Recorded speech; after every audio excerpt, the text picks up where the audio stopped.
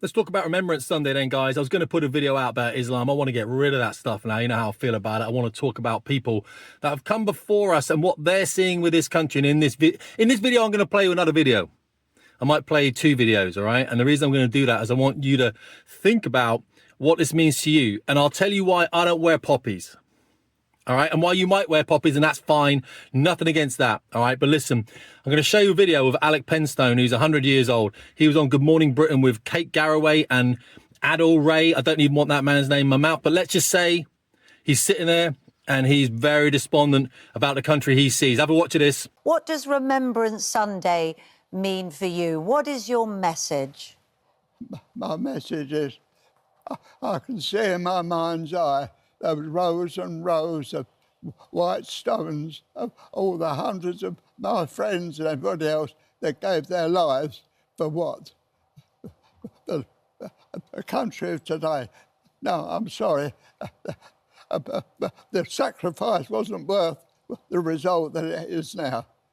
Oh, well, I'm sorry. What do you mean by that, though, at this point?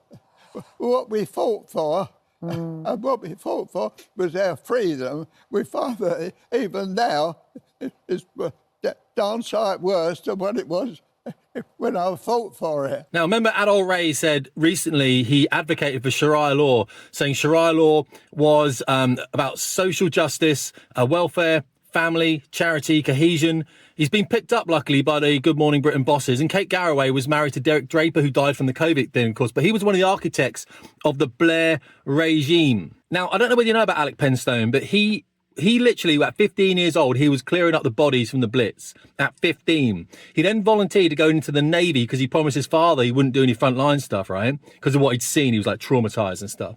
And then he was in the Navy serving on submarines and boats, carriers, in fact. And he did the Russian Arctic convoys. Imagine that. And he was there at D-Day as well. The man was there at D-Day, supporting D-Day. And he sat in front of those people. He's looking at Adol Ray and he's looking at Kate Garraway. And they're saying, oh, I'm sorry you feel that way. You know what I mean? If ever you need energy for the fight that's coming, take it from people like Alec. He's handing you that baton. He's saying, I'm not going to be here anymore, mate. I'm not going to be here anymore. I'm 100 years old. There's your baton. Please do something with it. To the Western leaders, your borders are fading. Your disease is being sucked out, and the unity of the Islamic Brotherhood is taking form. The sons of Islam have already pledged that this battle is a battle of either victory or martyrdom. We eject your flags, and the call for jihad has started, and it won't be long before it is you that will be feasted upon. Guys, I'm very, very conscious of talking about individuals. YouTube's community guidelines are there for a reason. I adhere to them. And the reason I adhere to them, guys, is because they are there. If you go to a place like Rumble, somewhere else, you'll get people ranting about people. I'm not about that. I'm not about the individual hate. I don't do it. I try not to do it. It's hard sometimes because there are some people that you really want to grab and just go shake them down. Come on, mate, what are you doing? Wake up. I don't do it. I will criticize Islam. I will criticize the invasion, and I will criticize the people that have allowed the invasion to happen. It is an invasion. It's a replacement. We understand that. It can't be anything other, can it? And I don't want to concentrate on that really today because I promised I was going to talk about Remembrance Sunday. And here's the thing about Remembrance Sunday as well, guys. You'll see people in government today wearing the poppy, and they'll stand there and they will talk about their sacrifice was not in vain.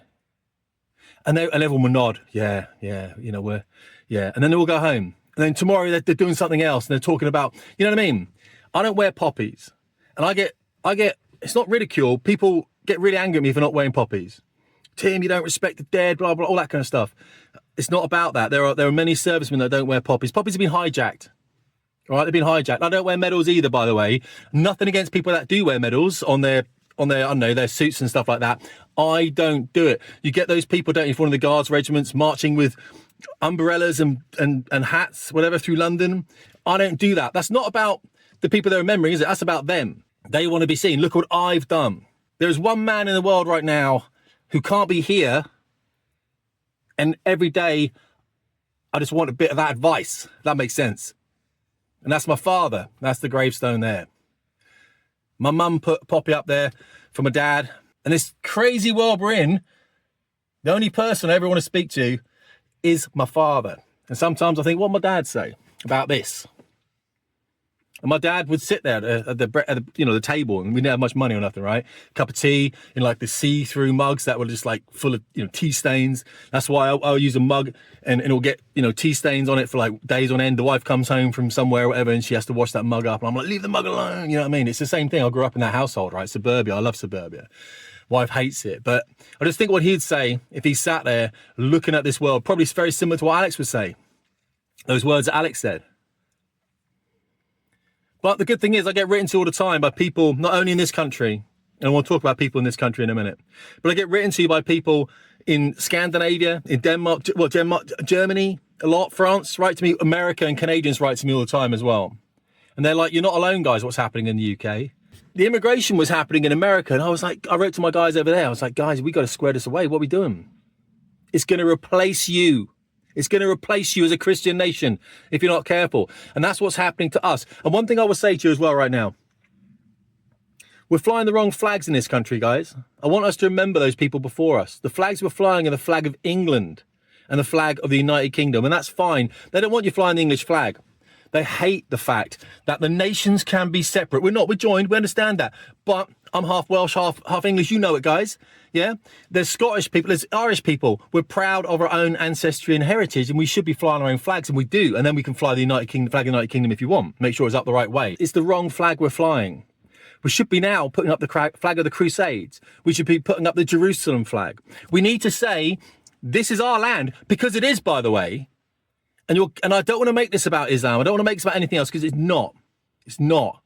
But we've got to be respectful for those men and women that came before us. And we're not. We're letting them down. What do you think they would say? They were saying what Alex is saying. They're saying what Alex is saying, mate. That's exactly what they're saying. I can't remember what the quote is. I'll try and put it on screen if I find one. But I know every man yearns to be a soldier. Like, we watch those films in Ukraine. We watch the Russians and Ukrainians going at it. And there's a part of us that says, I want to be there. There's an opportunity coming up for that, mate. And you got to hit the gym. You got to get spiritually fit. You know what I'm talking about. You got to think about your own mortality, as those men did as well. Because those men at D-Day, the men that went onto the beaches, the men in the ships, going through all the mines on the coast and everything, they didn't know they were going to come back. In fact, the majority of them thought they didn't. And on some of those beaches, the majority didn't.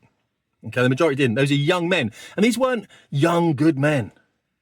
These were the rough men. These are some of the men that they had left over from when the war first started. These were men that were just, they were just salt of the earth Englishmen. Like the emails I get today from those people saying, what do we do, Tim? And I'm saying, you just keep training. You keep going to your garage and doing those 100 burpees a day, or whatever it is you're doing. It doesn't matter how little it is, but it does matter that it is something. And you tell your wife you love her, and you look after your family, and you look after your community, because that's where it starts, guys, and that's where it's going to finish. In the communities. It is. It's not about government, it's about individuals. Look, don't give our country away. I've said it before, all right? I've said it before. I'll leave you this now. I'll leave you with this. When you think about Remembrance Sunday, like today, I don't want you to think like this. I don't want you to think that you're going to remember these people one day of the year. You should remember them every time you do a press up, mate. Every single time you lift a weight. Whenever you look into the eyes of your wife or your kids, you should be remembering these people. Because they wouldn't be there otherwise. And you wouldn't be here. It wouldn't be the same. And that's what people like Alec are saying. It's like, preserve what you have. Preserve what was gifted to you by this generation. What was gifted to you. Preserve that. That's your responsibility. It's my responsibility. I don't take it lightly. And I know when you write to me, you feel the same way. You feel the same way. That's why I don't wear poppies or medals. And I know I get hate for it. I know I get hate in the comments for it. And I understand that. My brother is the same.